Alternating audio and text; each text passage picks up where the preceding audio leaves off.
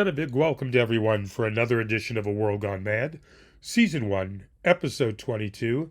I'm your host, Jeff Allen Wolf, and a lot of different news happening as always each week. And I don't cover everything under the sun. If you want more details on news, obviously, look at your favorite links, check out the internet, go to CNN, MSNBC, whatever you want to listen to. I just give you commentary on news that I come across that bothers me or makes me give a reaction to. And the first thing that happened for me that I saw, no particular order as we say, the Supreme Court has rejected a lawsuit challenging the Food and Drug Administration's approach to regulating the abortion pill mifepristone. And I'm probably mispronouncing that, but the abortion pill with a ruling that will continue to allow the pills to be mailed to patients without an in-person doctor's visit. Justice Brett Kavanaugh wrote the opinion for the unanimous court. And it's good to hear something like this happen because the reason why this matters, it's a significant setback for all the anti-abortion people out there in what was the first major Supreme Court case on reproductive rights since the court's conservative majority that overturned Roe v. Wade in 2022. Now, the appeal was filed by anti-abortion doctors who said their practices have been affected because they must treat women who had complications from the drug. You know, we have attacked women, or this country has attacked women. The Republicans and the Supreme Court conservatives have attacked women for years, and ever since the overturning of Roe v. Wade, they wanted to go after contraception. They wanted to go after the abortion pill.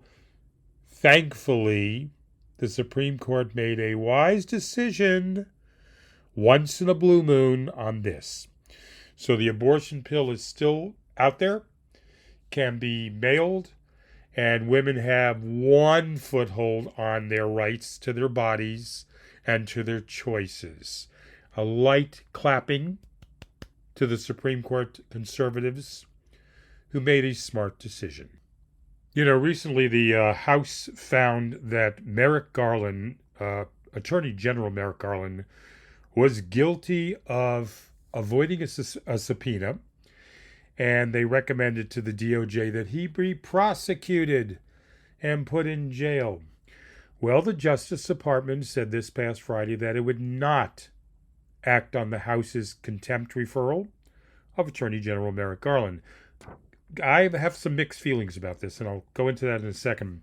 Now, in a letter to House Speaker Mike Johnson, the DOJ pointed to its understanding, or rather long-standing position, of not prosecuting executive branch officials who withhold information subject to executive privilege from Congress. Now, the announcement was anticipated after the House, in a mostly party-line vote, as we know, held Garland in contempt for not turning over audio from President Joe Biden's interview in Special Counsel Robert Hur's classified documents investigation.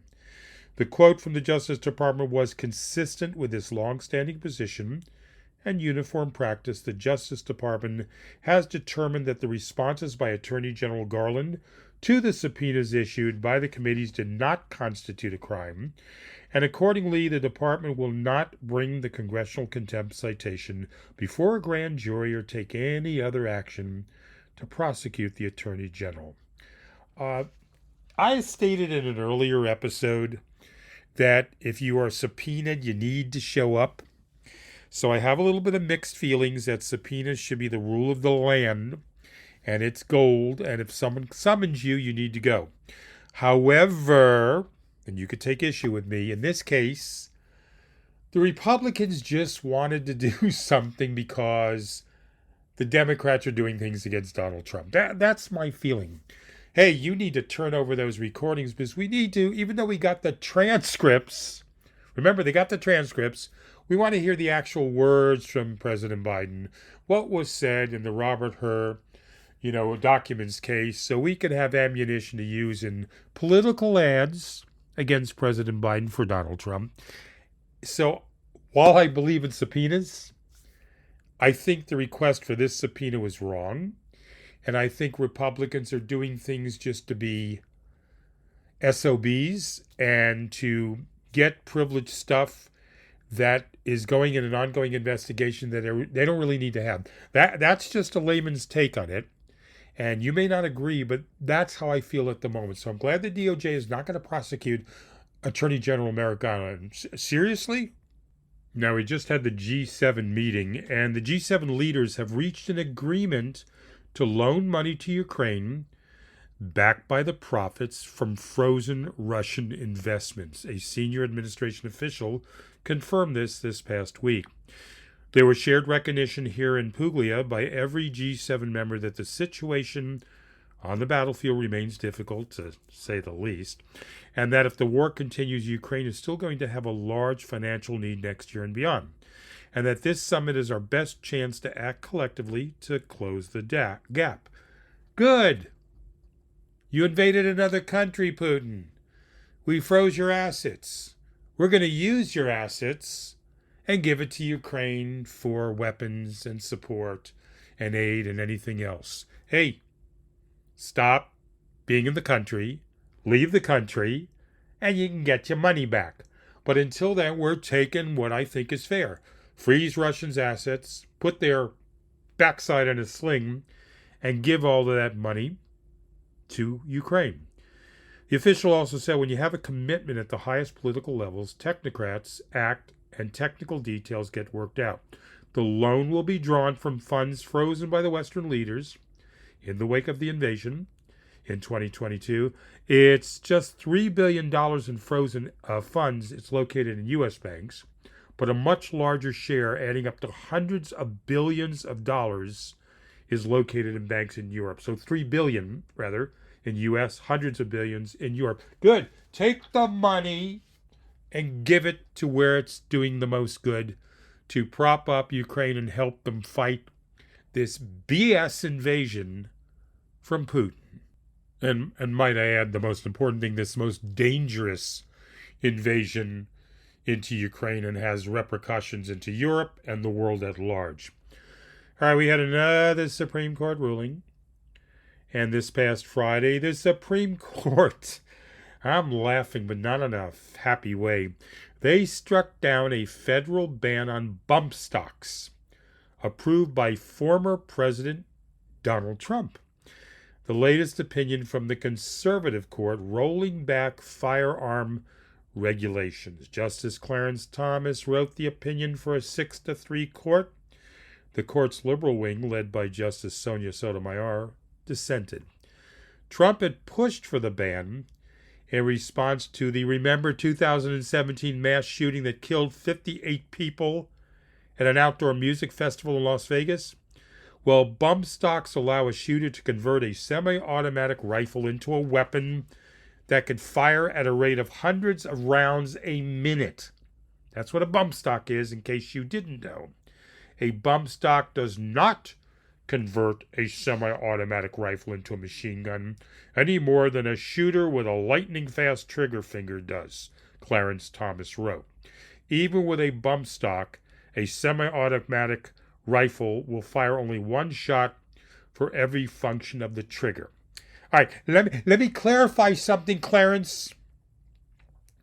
The bump stock does not work by repeatedly pulling the trigger. That's not how a bump stock works. A bump stock works by pulling the trigger once, holding it, bracing it against your shoulder, and then it fires like a machine gun. The conservatives on the court got it wrong. FBI agents and federal agents even said that a bump stock basically converts a semi-automatic weapon into a machine gun type weapon. So the conservative court got it wrong on a technicality, and instead of worrying about killings and shootings and music events and schools and children and destroying bodies and human life and families ripped apart, we're worried about propping up the manufacturers of bump stocks so they can make a lot of money. Woohoo! Profit in the USA.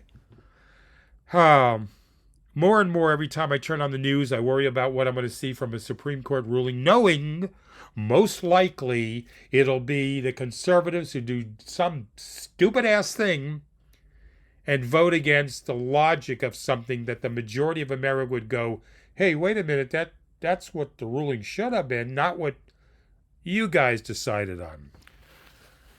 Alrighty.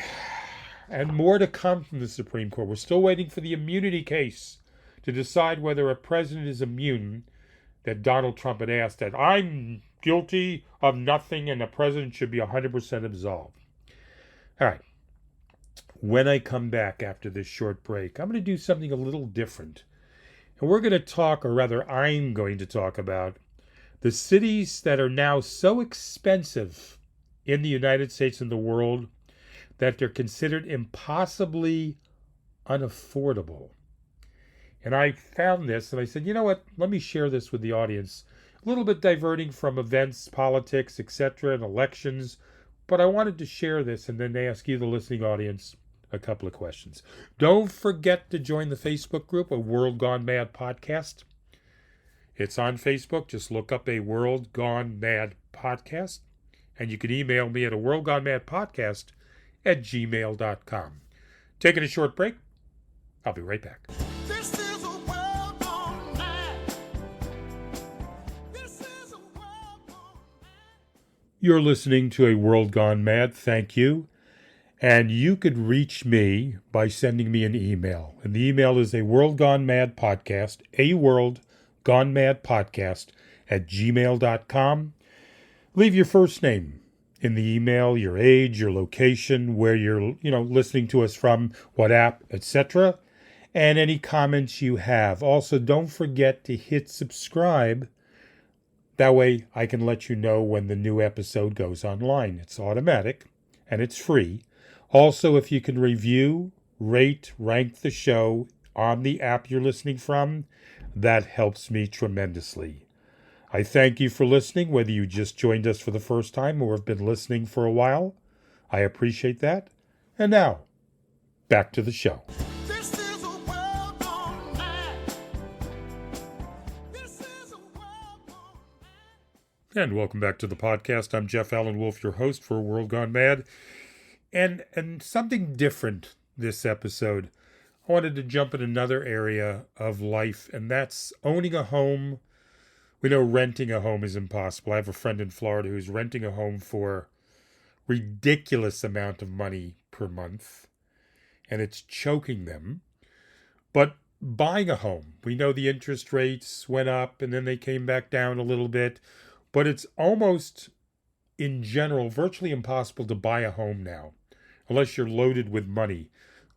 My significant other, Natasha, and myself, we got lucky, and we already had a home since 2015, and we refinanced it at 2.99%. When it was the lowest we could possibly get it. 2.96 was what we could hit. We decided to lock it in. But the point being is, it is difficult to buy a home. So with that being said, anyone with half an eye on the housing market over the last couple of decades, 2 decades, will know that in many countries, not the least the United States, it's become much more difficult to buy a home. A new report sums up the feeling of many potential home buyers by creating a category that labels some major cities as impossibly unaffordable. And the report compared average incomes with average home prices. It found that pandemic-driven demand for homes with outside space, land use policies aimed at limiting urban sprawl, and investors piling into markets had sent prices soaring. So I'm going to give you the list of the top 10 impossibly unaffordable cities. Okay, and I'm going to start with number 10. I like working it from the bottom of the list on up. And you're probably already guessing in your mind, and some of you are knowledgeable about real estate market already know this. But for the majority of us that didn't, here's the number 10th most impossibly unaffordable place to buy a home. Toronto. Okay? Toronto is right there, and that is number 10. Number 9, and by the way, 5 of the top 10 were in the United States, and some of them we can already guess. Number 9 is San Diego. Number 8 is San Francisco, Adelaide. Melbourne, Australia. Number, 10, 9, 8, 7, 6 is Honolulu. Number 5 is Los Angeles. Number 4 is San Jose. Vancouver is number 3. Sydney, Australia is number 2. And the worst, most impossibly unaffordable place to buy a home is Hong Kong. Okay? The compact Asian financial hub known for its tiny apartments and sky-high rents, it's the only Chinese market covered in the report. So if you already have a home, and if you are already satisfied where you are, would you move? It's a question for all the listeners, and you know how to reach me. We have a phone number. We have an email. Join the Facebook group. I would like, or stop in the middle of the podcast. You can sometimes leave a text message to me, depending on what app you're on. Where would you move if you could move right now to your ideal location, if you had the money? What city, state, country, from where you are to where you would like to go? I'd love to hear that. Personally, for us, it was San Diego many years ago, and I ruled it off of the list immediately. We crossed it off because it's just ideal weather, but impossible for the price of the home. By the way, the report also identifies the most affordable cities of the 94 surveyed worldwide, and they are in no particular order: Pittsburgh, Rochester, St. Louis in the U.S., Edmonton, Calgary in Canada, Blackpool, Lancashire, and Glasgow in the United Kingdom, and Perth and Brisbane in Australia. Those were the most affordable cities. So let me know. Where would you like to move if you had the choice? I would love to hear that feedback. Okay? Thought we'd do something different this week. Some fun things. Hope you enjoyed it. I will be back next week. Don't forget the Facebook group. Please join and be with like-minded people like yourself. We'll be back next week and another episode of A World Gone Mad. I'm your host, Jeff Allen Wolf, and until next week, stay hopeful.